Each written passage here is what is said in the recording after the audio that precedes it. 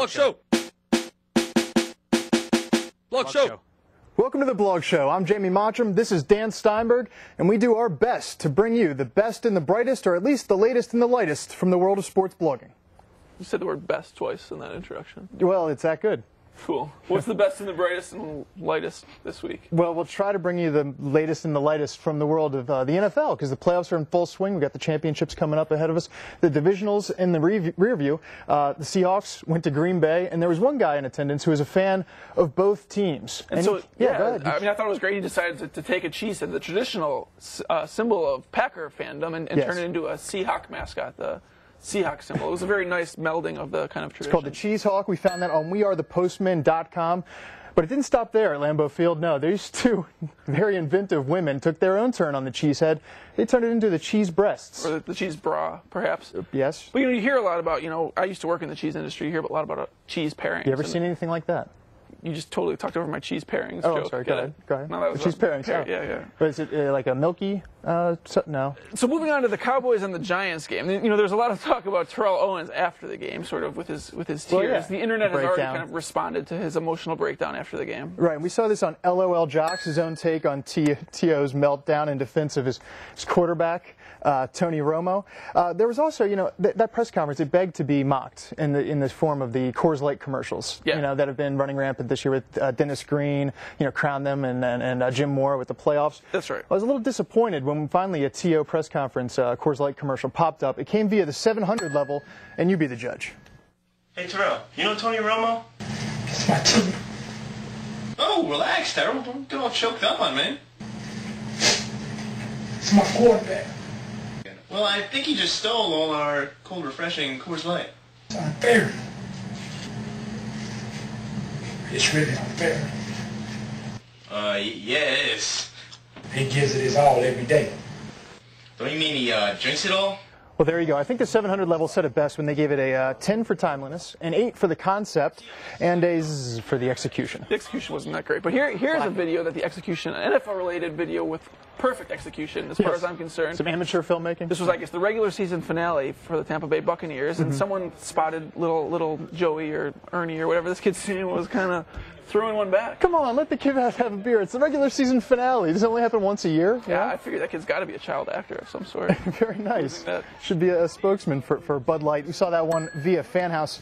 Let's move away from the NFL to college football. The BCS championship happened last week. This is our only chance to talk about it. So let's focus first on mocking Ohio State. They've been through enough over the last week, but it's good to kick a guy while he's down. Right. Here's the I don't know if it's the cheerleader squad or the flag bearers running some across kind the of people field. with flags. It's spelled OHIO. I mean, it's a big part of their whole cheering section. Yeah, I mean, in fairness, maybe the guy was going to just kind of circle around to the back. Yeah, so they got the OOHI or the OHI. It just didn't work. I don't think anyone took a picture of the Louisiana State band when they had accidentally spelled I oil anus out of the letters for Louisiana. I did get that from some internet anagram machine. I oil anus. I oil a anus. Well, that could be the new, I don't even know what that is, acronym for Louisiana. Anyways, the new logo for Ohio State made by an SEC fan at Georgia Sports Blog. You're taking a look at it on your screen there. It's in honor of Ohio State's 0-9 record in their last 9 bowl games against SEC schools. Right, but there's also, I think, some leftover humor for other college coaches. Right. Well, walk me through this. Are you talking about LSU's defensive coordinator, now the new head coach at Nebraska? Well, he was celebrating his last game with the Tigers. Bo Pelini out there on Bourbon Street, and I can't tell if he was, just absolutely trashed or if he just always looks that goofy. It may be the latter. It could have also been some random fan running in his face with a camera. Well, random fan did submit that one to Deadspin.com. That's right.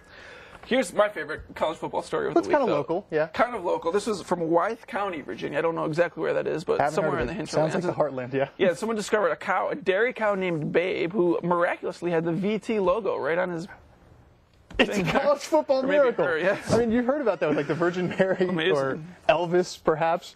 But I was glad to hear that it's a calf, it's for milking, so they're just going to milk the teats and not put it down and turn it into hamburgers and steaks. So it was a girl cow. Yes. I apologize to Babe for calling her a him. So sorry. That's right. All right, well, that does it for college football. I think we just wrapped it up for the season. Let's move into the NBA, which is in full swing mid-season. We have a very important thing to talk about. FreeDarko.com had a key finding.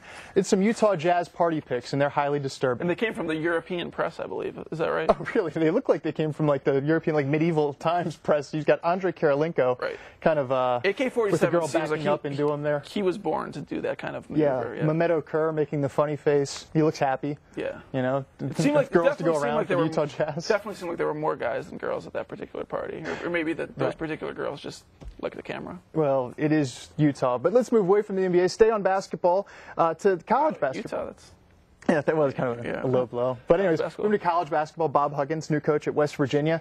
He may want to take a page out of Gary Williams' book and maybe invest in some dark-colored suits because he's sweating through the linen here. right. But I mean, it shows that he's really, trying. I guess.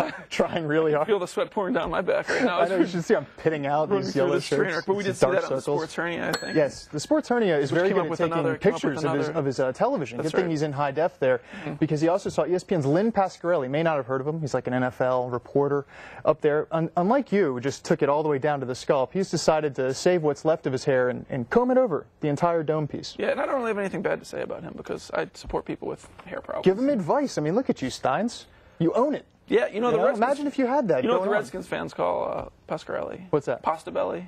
What, is that because he doesn't vote for Art Monk for the Hall of Fame? They're very. Anyhow, I think he looks okay. Maybe we can bring him around. But anyways, also in the fashion faux pas category, and as it pertains to hair, JoeSportsFan.com gives you a guide to neck burns in sports. Neck burns, of course, being the negative sideburn that goes up way above the ear. And you've long had a fascination with neck burns. Well, yeah, look at those things. Yeah. I mean, they're ridiculous. Yeah, and I don't even know who some of these guys are. I think some of them are just random fans. Well, yeah, Jared Allen actually is like one of the NFL's leading sackers. I mean, that's from 2007, mind you, that he's Right. got the neck burns rocking. They also have old school Chief Bill Moss, and that's more acceptable when you're looking at like the early 90s for the neck burn fashion. But anyways, JoeSportsFan.com for all that you want in the world of neck burns. Yeah, and speaking of things that you really shouldn't be looking at on your work computer, it turns out that one of our brethren is actually featured in Penthouse. I know, we're so proud. It's Unbelievable. Deadspin's Will Leach on the cover Congratulations, of Penthouse magazine. Yeah. I mean, that's a career highlight, I We gotta know what he think. was actually writing about? I think it was just a Q&A about sports blogs, Okay. which means we've hit the big time, or at least Penthouse. That's right. We'll give him a ding for that. And